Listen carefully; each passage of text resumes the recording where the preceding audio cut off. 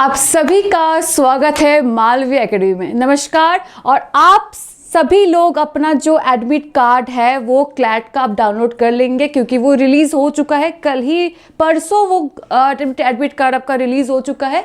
और उसके पहले जो आपको ये चीज़ जानना है वो ये है कि 23 नवंबर मतलब कल हमारे जो फ्री मॉक टेस्ट सीरीज़ है वो कल शुरू होने वाला है और कल आप उसको अवेल कर सकते हैं। तो आप जाइए जल्दी, जहाँ कहीं से आप अपने पढ़ाई कंटिन्यू की है आप उसको अवेल कर सकते हैं। ये तो हुआ हमारे प्राइमरी बात। नाउ अगर सेकेंडरी बात पे हमारा आया जाए तो आपका होता है कि कंसेप्ट कैसे हम लोग बिल्डअप करते हैं। अभी कुछ ही दिन बाकी है हमारे एग्जामिनेशन के लिए, तो अभी तो कंसेप्ट बिल्डअप करने का टाइम हमारे पास है नहीं। जो हमारे पास बिल्डअप ऑलरेडी हो चुका है उसको हम बस शार्पन कर सकते हैं, है ना। तो हम बस इंग्लिश के पोर्शन में आते हैं क्योंकि लीगल ये सब तो मेरा पोर्शन है नहीं, तो मैं पढ़ा भी नहीं सकती हूँ। तो इंग्लिश के बारे में अगर आपको बताया जाए तो इंग्लिश में हर एक वो चीज़ जो आपको लगता है कि इंग्लिश में लिखा गया है वो आपके लिए इंपॉर्टेंट है। चाहे वो इंग्लिश में साइंस एंड टेक क्यों ना लिखा जाए या फिर इंग्लिश में आपके हिंदी के कोई चीज़ को ट्रांसलेट करके क्यों ना लिखा जाए, हिंदी में कुछ भी लिखा गया है वो आपके आने का लायक है, ठीक है। और बनता है कि आपके पैसेज में आप पैराग्राफ को कैसे हैंडल कर सकते हो। तो पैराग्राफ को बाइफरकेट करके कैसे आप सेंट्रल आइडिया तक पहुंच सकते हो और कैसे आप कीवर्ड्स तक पहुंच सकते हो, ये भी आपको मैं रोज हर एक सीरीज में आपको बताती हूँ, ठीक है। बाकी जो 4 चीज़ आपको याद रखना है वो है कि हर एक पैसेज से बाइफरकेशन करके जो हमको सेंट्रल आइडिया मिलेगा वो एक होता है जी पूरा पैसेज से जो हमको सेंट्रल आइडिया मिलेगा, चारों पैसेज के सेंट्रल आइडिया को मिला के वो 3 नंबर होता है हमारा टोन्स ऑफ पैसेज की what will be the tone of the passage. वो बहुत इंपॉर्टेंट है और वो आपको हर एक पैसेज में जो भी आप पैसेज को प्रैक्टिस करते हो, चाहे उसमें क्वेश्चन बने या फिर ना बने, आप खुद के अंदर से सोचो कि इसका टोन क्या हो सकता है या फिर ऑथर किस टोन में बताना चाहते हैं कोई भी चीज़ को, ठीक है। Now the 4th number is your keywords, ठीक है। पैसेज से बनाओगे सेंट्रल आइडिया, ठीक है। कीवर्ड से सेंट्रल आइडिया बनेगा, सेंट्रल आइडिया बन जाने के बाद आपको टोन्स मिलेगा। They are the interlinked process, ठीक है। अब ज़्यादा हम इस पे चर्चा नहीं करेंगे, रोज हम लोग करते हैं तो हर एक दिन थोड़ा थोड़ा करके करेंगे, राइट, ठीक है। चलो, तो ये हमारे द हिंदू का एडिटोरियल है, ओके। द हिंदू 22 नवंबर मतलब आज का एडिटोरियल है। सबसे पहले जो एडिटोरियल आपको दिखेगा वो वाला ये इस पे है, ठीक है। चलो, the adages, okay. So what is the meaning of the adages? इसका मतलब होता है जनरल ट्रूथ, ठीक है। Insanity is doing the same thing over and over again and expecting different result. तो इंसैनिटी मतलब जो चीज़ हमको लगता है कि पागलपन है या फिर जो चीज़ सेन नहीं है, जो चीज़ नॉर्मल नहीं है, वो बार बार हो रहा है over and over and expecting different result. और बार बार होने के बाद भी वी एक्सपेक्ट डिफरेंट रिजल्ट, हम लोग डिफरेंट रिजल्ट एक्सपेक्ट करते हैं, ठीक है। Now and this is on the context of Manipur. ये मणिपुर के कॉन्टेक्स्ट में ये सारी बातें बताया गया है, ठीक है। It has been more than a year and a half since ethnic violence erupted between the Meitei and Kuki Zook communities in the state. So it has been more than 1 year. Okay, in officially it has been more than 1 year, but I think that not in pen and paper or not officially, it is more than 2-3 years or it is more than from where the civilization has established. क्योंकि अगर इतने दिन बाद मतलब ये सब छेड़खानी हो रहा है दोनों आपस के बीच में, तो you have to understand this is not a one day process. एक दिन में ये फाइटिंग, ये लड़ाई, ये झगड़ा नहीं होता है। कहीं ना कहीं बीच बीच में उन लोगों में कहीं ना कहीं प्रॉब्लम हुआ है, दिक्कत हुई है, तब जाके ये एक बॉम्ब की तरह फटा है, ठीक है। सो क्या हो गया कि एथनिक वायलेंस मतलब होता है जब कम्युनिटी के ऊपर मतलब डिफरेंट कम्युनिटी को टारगेट करके उन लोगों को मारा जाता है, ठीक है। Maybe if I tell that I am from Hindu and if any other religion is targeting me, so that is ethnic violence. If you are another religion, I am Hindu, so if I am targeting you, that is another ethnic violence, okay. So between Meitei and Meitei you can just pronounce it as miti, meti, meiti, okay. So Kuki-Zoo communities in the state. So the two communities are Methi communities and Kuki-Zoo communities. So please don't expect कि आपको examination में ये पूछा जाएगा कि कौन से communities के बीच में वायलेंस इरप्ट हुआ है. This is a very factual question and ये आपको पूछा ही नहीं जाएगा कि बेटा बताओ कौन सी दो कम्युनिटीज़ के बीच में वायलेंस इरप्ट हुआ है. तो ये तो बहुत मामूली सा सवाल है जो बच्चा अभी पैदा होके बाहर निकल के आया है वो भी इसका उत्तर दे देगा. ठीक है. So please don't expect such type of question in your CLAT examination. ठीक है. So the initial clashes resulted in scores of death. तो इनिशियल क्लासेस मतलब इनिशियल मतलब प्राइमरीली मतलब जो चीज़ सबसे पहले होता है. ठीक है. You have to understand that initial, secondary and tertiary. Okay. So initial मतलब जो चीज़ सबसे पहले होता है. Okay. Tertiary, secondary you might have heard in the manufacturing sector. Okay. But in the English portion, initially और primary means something which is happening in the first basis, जो सबसे पहले हो रहा है, जो पहले हो रहा है, जिसके साथ मतलब जिसके थ्रू और चीज़ों का उत्पत्ति हो रहा है. ठीक है. मतलब जो भी स्टार्ट हो रहा है. ठीक है. Now you have to understand that initially, secondary, tertiary means initially is the first phase, secondary is the phase after the first phase and tertiary is the ultimate result और द लास्ट फेज और the third phase. Okay. Whichever phase it is used. तो initially इन लोगों के clash हुआ था and then क्या है, डेथ का स्कोर्स बढ़ गया. अच्छा, मैं आपको इतना सब कुछ क्यों बता रही हूँ कि इनिशियली, सेकेंडरी, टर्शियरी या फिर इतने सब कुछ मैं आपको बता क्यों रही हूँ, जबकि मुझे इतना बताना नहीं है, आपको इतना मुझे समझाना नहीं है. But whenever you are going to solve the passage, आपको कुछ कुछ चीज़ों का मतलब जानना है कि इनिशियली, सेकेंडरी, टर्शियरी क्या होता है. What is the context of this three words in our English, in our passage. इसका कॉन्टेक्स्ट अलग है. कल जो मैंने आपको पाई बोला कि पार्ट ऑफ द पाई, तो पाई मतलब खाने वाला पाई केक नहीं. ठीक है. या फिर मैथमेटिक्स वाला पाई भी नहीं था. Pi is simply a measurement there. So you have to understand that which words is used in what context. क्योंकि सिर्फ इंग्लिश को पढ़ के समझना नहीं, इंग्लिश को वर्ड्स को समझना. क्योंकि आप क्लैट के एग्जामिनेशन देने जा रहे हो, क्लैट के एग्जामिनेशन में ये छोटे छोटे वर्ड्स कहाँ से आपको एक लंबा सा पैसेज में कन्वर्ट कर देगा, आप समझ भी नहीं पाओगे. ठीक है. Now, so the initial clashes resulted in scores of death. So जो initial clash हुआ, जो सबसे पहले मतलब पहले जो clash हुआ था, वो डेथ का जो स्कोर्स है वो बढ़ा दिया था. ठीक है. And since then parts of the state, many of which are under the effective control of security force. And then state के कुछ पार्ट. अच्छा, अगर आपको ये बोला जाए अभी कि एलिमिनेट द ऑप्शंस, तो आपको ये बोला जाए कि पूरा स्टेट कंट्रोल में था सिक्योरिटी फोर्स का, या फिर सिर्फ 1/3 पार्ट सिक्योरिटी फोर्स में था, मतलब फोर्स के अंदर था, या फिर हाफ पार्ट था. तो आपका उत्तर क्या होगा, हाफ होगा या फिर 1/3 होगा, पूरा तो नहीं होगा. तो ऐसे एलिमिनेशन करना है. अगर हाफ होता मतलब 1/2 लिखा है मानो, और एक बार 1/3 लिखा है. ठीक है. तो अगर 1/2 होता तो क्या आपको नहीं लगता कि इधर हाफ लिखा रहता? जरूर लिखा रहता. पार्ट बोला गया है मतलब बड़ा सा चीज है, उसमें से छोटा सा एक part. So you have to understand the meaning behind any words that are given in the passage. ठीक है. So, and since the parts of the states, many of which are under the effective control of security forces, have witnessed sporadic but intense incident of violence.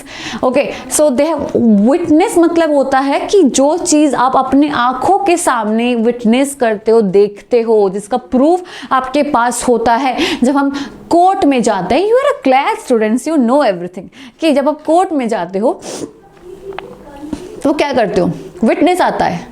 हम अपने witness को बुलाते हैं कि कौन victim का विटनेस है ना, कौन हमारे जो कैदी है उनका कौन विटनेस है. तो विटनेस है something that who have saw everything in front of the eyes और they have the proof regarding something, right? So security force have witnessed sporadic but intense incident of violence. Despite this, there has been little effort towards peace or reconciliation. reconciliation मतलब होता है कि जो चीज़ फिर से आप same उसी प्रकार में उसी तरीके से आप उसको फिर से रिकवर कर पाओ. दैट मीन्स अगर मैं बोलूँ कि मेरे साथ किसी का रिश्ता टूट गया है और अगर मैं रिकॉन्सिलेशन की बात करूँगी मतलब उनके साथ मेरा रिश्ता फिर से जुड़ गया है और हम लोग अच्छी स्थिति में हैं, तो रिकॉन्सिलेशन मतलब recovering from the bad phase और recovering from something, right? So even areas such as Jiriband which initially escaped the violence, तो एक एरिया है जिरीबन जो कि जहाँ पे वायलेंस ज़्यादा आया नहीं, ठीक है, वायलेंस ज़्यादा आया नहीं, and now engulfed in conflict. तो जिस जगह पे ज़्यादा वायलेंस भी नहीं था वो भी अभी हमारे वायलेंस मतलब हमारे वायलेंस में भी engulf है, कन्फ्लिक्ट में engulf है, ठीक है. As recent events have shown, जो अभी के recent events सबको दिखाया गया है, ठीक है, उसी के लिए the situation in Manipur is no longer just about identifying who triggered the violence. तो मणिपुर में सिचुएशन अभी ऐसा सिचुएशन नहीं है जहाँ पे आप बस ये समझने में लग जाओ कि ये वायलेंस जो है ये किसने ट्रिगर किया, मतलब किसने इस वायलेंस को आग दिया या फिर किसने इस वायलेंस के आग पे घी डाला. ये सिचुएशन नहीं है अभी, ठीक है, ये सिचुएशन अभी नहीं है. और what administrative steps are needed to stop it, ना कि आप अभी जो सिचुएशन है अभी ये देखने का सिचुएशन है कि वायलेंस किसने किया, या फिर अभी ये भी सिचुएशन नहीं है कि आप कोई एडमिनिस्ट्रेटिव स्टेप्स लो, क्योंकि अभी जो वायलेंस है वो बहुत दूर तक चला गया. आप देखे होंगे कितने मतलब कितने खराब तरीके से लोग एक दूसरे को मार रहे थे मणिपुर. मतलब एक तो होता है कि आप उसका गला काट दो, आप उसको रस्सी से टांग दो या फिर आप उसको जहर दे दो, वो एक मर्डर होता है, वो एक मौत होता है. पर आप मणिपुर में देखोगे तो इट्स वेरी हार्ट रेंचिंग कि कैसे एक व्यक्ति के पेट को चीर के उसमें हाथ डाल के, मतलब आप देख रहे हो सिचुएशन. तो दिस सिचुएशन इज कि अभी वायलेंस कौन ट्रिगर किया है या फिर कौन से एडमिनिस्ट्रेटिव स्टेप्स हम ले सकते हैं, इस पे हम लोगों का ध्यान देने का अभी कोई वक्त है नहीं ये, ठीक है. Now the violence has spiral to the point, violence जो है वो इस पॉइंट में चला गया है जहां पे where ethnic divisions have become entrenched in the social fabric of the state, ठीक है, समझ में आया. तो you have to understand that क्या बताया गया है, ठीक है. अब देखो आप इतने बच्चे हो नहीं, मैं हमेशा बताती हूँ कि कैट और क्लैट दो एग्जाम होता है जहाँ पे आप कभी एक्सपेक्ट मत करो कि आपको इजी क्वेश्चन दे जाएगा, क्योंकि कैट का भी सम पोर्शन इंग्लिश पे डिपेंडेंट होता है, क्लैट का भी ज़्यादातर पोर्शन पैसेज पे डिपेंडेंट होता है, ठीक है. So if you compare your passage with the CDS and CHSL और CGL, so this is not the thing you should compare, क्योंकि कंपेयर भी हम उसी तरीके से इस चीज़ को करते हैं जो बराबर होता है. तो CGL is very tough for your GK and for mathematics reasoning portion, but it's not tough for English. But CLAT is equally tough for all the techniques और ऑल द टॉपिक्स, ठीक है.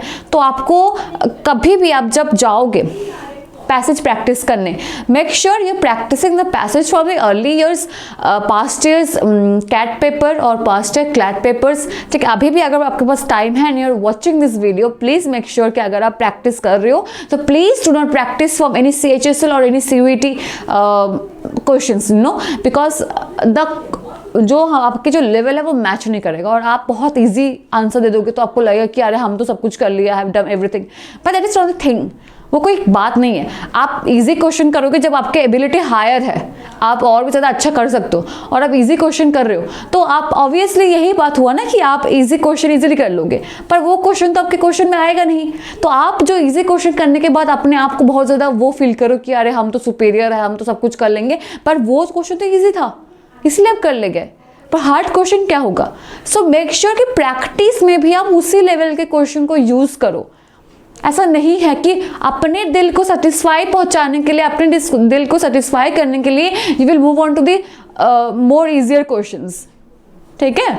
तो अगर आपके क्वेश्चन में, अगर आपके examination में 10 हार्ड क्वेश्चन आ रहे हैं, 10 मतलब मैं डिग्री की बात कर रही हूँ, तो आप 11 या 12 डिग्री के हार्ड क्वेश्चन करो, हर क्वेश्चन सीखोगे तो आपको हर एक चीज़ का नॉलेज आएगा, और नॉलेज आएगा then you are very well to do for any examination you are going to set. Okay, ज़्यादा ही ज्ञान दे रही हूँ बस, क्योंकि क्वेश्चन अभी मतलब दिन अभी बहुत कम बाकी है जो दिन मैं आपको क्लास लेने वाली हूँ। सो आई थिंक जितना मुझे बताना है क्लास में मैं आपको सब बता दूँ। ओके, चलो, every act of violence now leads to calls for retribution against entire communities from both the Meitei and Kuki Zo sides. ठीक है, तो इसमें बताया गया है कि both the act of violence, मतलब एवरी एक्ट ऑफ वायलेंस, हर एक act of violence now leads to calls for retribution. हर एक एक्ट ऑफ वायलेंस रिट्रीब्यूशन को बुलाता है, calls for retribution against entire community, okay, from both the Meitei and Kukis sides, from both the Meitei and Kukis side. सभी लोग चाहते हैं कि वायलेंस कम हो जाए, ठीक है, बट दोनों ही लोग कंप्रोमाइज नहीं करना चाहते।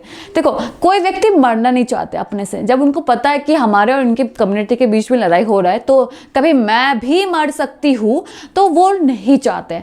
पर क्या होता है ना कि दोनों अपने ईगो को कंप्रोमाइज नहीं कर पाते। दोनों, ये अगर चुप बैठ जाएगा तो इनको लगेगा कि अरे हम चुप बैठ जाएंगे तो ये हमारे ऊपर हमला कर देगा, अरे ये चुप बैठ जाएगा तो इनको लगेगा कि हम चुप बैठ जाएंगे तो ये हमारे ऊपर हमला कर देगा। तो इसलिए दोनों चुप नहीं बैठ पाते, दोनों एक दूसरे पर हमला करते हैं। ठीक है, so armed non-state actors, some of whom are openly or covertly supported by elected representatives, seem to control the situation while civil society groups are marginalized। तो इसमें ये बोला गया है बेटा कि ये जो पॉलिटिशियंस है, ठीक है, नॉन आर्म्ड, क्या बोला गया है, नॉन स्टेट एक्टर्स, मतलब armed non state actors, that means the politician who are going through the armed forces. तो इधर क्या बोला गया है कि पॉलिटिशियन इस चीज को ज्यादा हैंडल करने की कोशिश कर रहे एज कंपेयर टू दी क्या सिविल सोसाइटी। अब क्या हुआ है, द पॉलिटिशियन और any of the elective representatives have marginalize the societal groups. Marginalize मतलब क्या होता है, कोई चीज को साइडलाइन कर देना, कम इंपॉर्टेंस देना, साइडलाइन कर देना, मतलब politicians are marginalising the civil society. ठीक है बेटा, चलो, this descent into chaos is one of India's most culturally rich and diverse border state has unfolded rapidly under the watch of an incompetent and indifferent government. So this is the thing that this descent into chaos, तो ये जो chaos हुआ है हमारे India में, one of India's most culturally, और ये जो chaos हुआ है जो स्टेट में, वो इंडिया के most culturally rich heritage state and diverse border, और उस स्टेट के साथ बहुत सारे अलग अलग फॉरेन कंट्रीज का बॉर्डर लगता भी है। ठीक है, unfolded rapidly under the watch of an incompetent and indifferent government. Okay, so they are just telling कि देखो, मैं आपको एक बात बताऊं कि कभी आप जब एडिटोरियल पढ़ रहे हो ना, तो कीप योर ओन पर्सपेक्टिव, क्योंकि एडिटोरियल लिखने वाले उन लोगों को भी आइडियोलॉजी होता है, they also carries the ideology. ठीक है, तो आप कोई व्यक्ति एडिटोरियल लिख रहे हैं, they are writing the editorial from their perspective, what they are saying and what their ideology is. ठीक है, उनके पर्सपेक्टिव, उनके आइडियोलॉजी दोनों साथ में मिला हुआ रहता है। उनके आइडियोलॉजी उनके पर्सपेक्टिव को हैम्पर करता है, कहीं ना कहीं मे भी हैम्पर करता है, या फिर मे भी ऊंचाई में उठाता है। ठीक है, so whenever you are reading any editorial from any newspaper, I am not telling that Hindu is following such kind of ideology, so you have to follow this, or the Times of India is following this kind of ideology, so you're following this. Every author, every writer is having a different perspective, having a different ideological values. Okay, so whenever they are writing something, their ideological values and their perspective are being mixed. ठीक है, तो आप जब भी कोई newspaper पढ़ते हो, please keep your own perspective, please see what ever the things are going, is that a right or wrong? Okay, even it is right, from how to which extent it is right, you have to understand that. ठीक है, अगर वो सही है तो कितने तक सही है, अगर गलत है तो कितने तक गलत है। ठीक है, okay, fine. So this will help you to build your own knowledge, to build your own neutrality. Whenever you are going to give any examination further in your future, right? For if you're going to sit in UPSC, if you're going to sit in any examination, you will have your own perspective, you will have your own thoughts. Okay, editorial में जो भी लिखा जाता है आपके ऊपर थोपा जाता है एक्चुअली कि आप इस चीज़ को मानो, पर आप पढ़ो and then have your own research and then make your own perspective. Okay, chalo. Okay, now government which has failed to take responsibility or implement any meaningful solution. Manipur Chief Minister N. Biren Singh and his cabinet have long lost credibility due to their mishandling of the crisis. So they are losing their credibility. That credibility मतलब होता है कि अच्छा नाम जो होता है वो lose कर रहे, ठीक है? Okay, now the union government too shares the blame for allowing the situation to persist. Okay, so the union government को भी blame किया जा रहा है इस situation के लिए. Obviously क्यों ना blame किया जाए, क्योंकि after all they're handling the state government and they're handling the union government and there is a double engine government. Okay, so why not? चलो, Prime Minister Narendra Modi has remained largely silent on the issue, while Union Home Minister Amit Shah has avoided taking any decisive action to address the crisis. देखो, ये पढ़ोगे ना तो आपको लगेगा कहीं ना कहीं जो लीडर है, जो एडिटर है, जो लिख रहे एडिटोरियल को, कहीं ना कहीं he is against, he is actually anti BJP. Okay, so he's anti BJP and might be you can be from any anti BJP party or maybe from pro BJP. Nothing the problem. Then there is no problem in whichever ideology you follow. But still, you should have your own ideology and you should have your own perspective. Okay. Has avoided taking any decisive action to address the crisis. Okay, presumably to avoid upsetting the political balance in the state, the role of security forces, while important, cannot be the sole solution to an ethnic conflict of this nature. तो सिर्फ security force ही हमारे ethnic solution को, ethnic culture के problem को salute करे, ये ऐसा नहीं हो सकता है, ठीक है? What is required is political will and ability to advance meaningful dialogue that can bring the community represent. तो क्या चाहिए? एक एडवांस पॉलिटिकल डायलॉग चाहिए ताकि पॉलिटिशियंस जो है वो, देखो हम लोग ऐसा व्यक्ति, हम पॉलिटिशियंस को बहुत मानते हैं, हम बोले या ना बोले, हम अपने मुंह खोल के बोले या ना बोले क्या नेता है नेता है, हम मानते जरूर है, ठीक है? हम मानते हैं, इसीलिए ही किसी किसी लोगों का ट्रोल हम लोग करते. क्यों ट्रोल करते हैं? क्योंकि हम कहीं ना कहीं उनकी बात सुने हैं. मे भी हमको अच्छा नहीं लगता है पर सुने तो है ना, मतलब हम सुनते हैं एक्चुअली, हम जानते हैं उस व्यक्ति को. तो they are just telling that you should have a political dialogue. What is a political dialogue? कि पॉलिटिक्स में लोगों को आपस में बातचीत करना चाहिए, कम्युनिटी के साथ, पॉलिटिशियंस का, ठीक है? Now as suggested by Bharatiya Janata Party's ally, the National People's Party NPP has only allowed the situation to fester. Okay, so the NPP's withdrawal of support from the government signals a growing recognition that this current leadership is not capable of addressing the crisis. It is now clear that leadership change is necessary to chart a new course for Manipur. So it is ये sure है कि एक नया course, मतलब एक नया course to Manipur मतलब होता है कि एक मतलब नए तरीके से मणिपुर को आप बिल्डअप कर पाओ, ठीक है? तो नया लीडरशिप की ज़रूरत है, इधर वही बताया गया, ठीक है? समझ में आया बेटा? तो बाकी इसके बाद जो क्वेश्चन आपके पास है वो क्या है? क्वेश्चन तो भी है नहीं अभी, और बाकी है political solution can be based only on consensus. Okay, so political solution जो है वो सिर्फ कंसेंसस पे बिल्डअप हो सकता है. Okay, and compromise and these are impossible with a government headed by partition politician who is hoping to benefit from a polarization of people on communal lines. तो बस इधर ये बोला गया कि कम्युनल लाइन पे लोगों को पोलराइज किया जाता है, and then we need some good representatives, we need some good leaders to solve this problem in the Manipur, ठीक है? सो ये सब बताया गया. सो मैं आपको सिर्फ क्लैट के लिए शिक्षा नहीं दे रही हूँ, मैं आपको एक लाइफ टाइम शिक्षा दे रही हूँ. मैं जो बताई हूँ एडिटोरियल के लिए, प्लीज़ मेक श्योर कि आप इस चीज़ को याद रखो क्योंकि आपके जीवन में बहुत काम आएगा. प्लीज़ कभी आप एक चीज़ के लिए इंक्लाइन मत हो. देखो, अपना विश्वास जो होता है वो अलग चीज़ होता है, पर हम कोई एक आइडियोलॉजी के प्रति इंक्लाइन होके अगर दूसरा व्यक्ति भी सही बात कह रहा है उसको भी गलत ठहराना, ये भी गलत है, ठीक है? ये आप एक ऐसे अपने उम्र में हो जहाँ पे आप यही करोगे, जब आपको समझ में नहीं आएगा, जहाँ पे आप एक वेव होता है उस वेव के साथ आप चलते बनोगे, पर ऐसा नहीं होता है, ठीक है, ऐसा अक्सर नहीं होता है, मतलब नहीं होना चाहिए। आप अभी अपने क्लैट एग्जामिनेशन दोगे, अब हो सकता है कि क्लैट में लोग ज़्यादा इन्वॉल्व नहीं रहते पॉलिटिक्स में, ठीक है, इट्स फाइन। तो अगर आप रहना भी चाहते हो तो मेक श्योर कि you have your own perspective. देखो, believe is another thing, supporting a person is another thing, but differentiation between the right and wrong is another thing, ठीक है। चलो, what is tone of the passage? Passage का tone क्या है बेटा? देखो, passage का टोन क्या है? there is a advantages, I have told you the advantages, right? there is the advantages and disadvantages as well.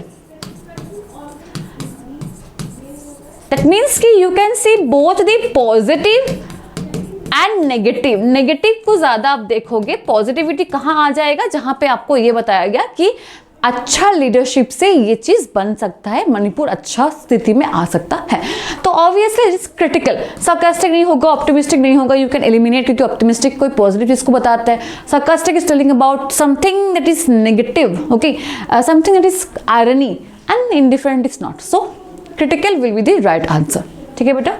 चलो, which of the following best describe the author's view of Union government's role in the Manipur crisis? Okay, so what is the Indian government role in Manipur crisis? Proactive and engaged, indifferent and ineffective, decisive but delayed, and neutral and balanced. So you can see that not proactive. Central government was not proactive in this matter. I am not telling, the editor is telling that. Okay, so please don't tell me कि ma'am आप ये कह रहे हो, ये नहीं है। Then you can see indifferent and ineffective. Yes, उन्होंने ऐसा कोई भी काम नहीं किया जो इफेक्टिव हो, yet it is ineffective, ठीक है। Decisive but delayed, no. Decisive but delayed मतलब होता है हाँ उन्होंने डिसीजन लिया पर डिले हो गया, no, no. So indifferent and ineffective. चलो, which synonym of entrenched base fits the context of the passage? Okay, okay, चलो, deep rooted, temporary, फिर surprising and superficial, ठीक है। चलो, तो एंट्रेंच मतलब क्या होता है? क्या वो डीप रूटेड होता है? Entrench base fits the context of the passage. तो एंट्रेंच क्या होता है? क्या वो हमारे डीप रूटेड होते हैं, ठीक है। फिर एक मिनट,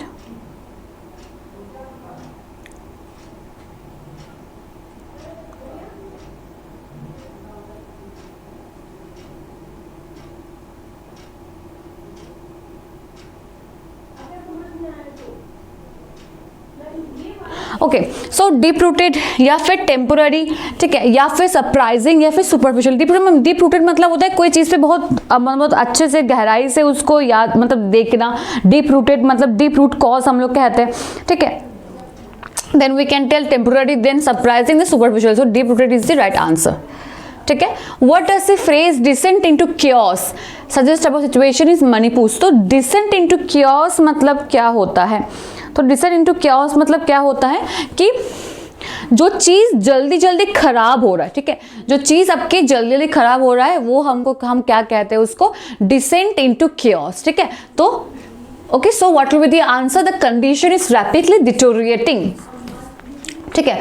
डिसेंट इनटू क्योस मतलब जो कंडीशन जल्दी जल्दी डिटोरिएट होता है। डिटोरिएट मतलब होता है कि जो चीज़ खराब हो रहा है, ठीक है, जो चीज़ खराब हो रहा है। Fine, which of the following does the passage imply about Chief Minister N Biren Singh?